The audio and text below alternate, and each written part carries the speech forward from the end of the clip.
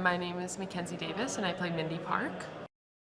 Mindy is a lower level employee at NASA and is there on a night shift one night and gets sent a message to track a location in Acidalia Planitia, which is where the hab is located, and out of just human curiosity starts scanning for the body that should be there because it's only been a month, and discovers that the astronaut that they thought they had left behind on Mars is actually alive, and Mark Watney is surviving somehow. And so she's the first person to discover this and brings it to her superiors, which sort of gets her thrust into a weight class that she wasn't in before, and she does really well in it.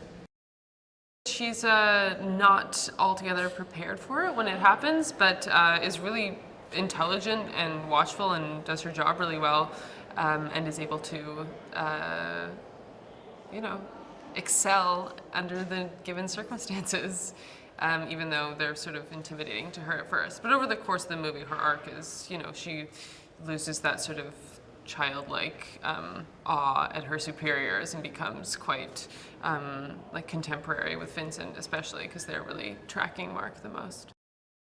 I guess I was quite intimidated before I came, and then as soon as I met Ridley, he's so lovely and down to earth, and I was so surprised. I'm an enormous fan of his work, and I was surprised for such a visual director how much he actually liked working with the actors and prioritized that. So it was lovely to see that it wasn't just a purely visual movie, but he actually likes the working on the script and finding the scenes, which is what is really fun about this whole thing. So I think his character erased any intimidation pretty early on.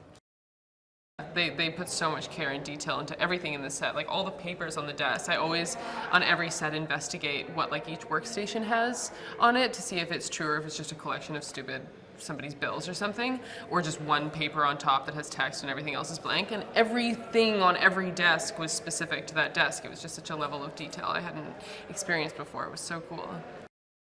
I feel like I didn't realize some of the comedy, and then doing the scenes, they became quite funny. There's a lightness to it, and which I think is very realistic, that if you spend a lot of time around people, which Mindy and Vincent do, you start to notice their idiosyncrasies and feel comfortable enough to laugh at them, and I think that comes out a lot in the movie. And then I think Mark Watney drives a lot of the humor as well, because he, keeps his sense of humor quite sharp.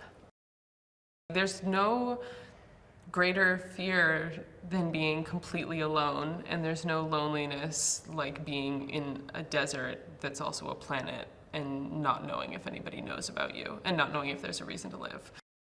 There's something about really being able to identify with one man by himself that everyone can sort of connect with and follow. I mean, I feel like if this did happen, people would follow it in this way. It's bizarre and so relatable because it's just your most base fears.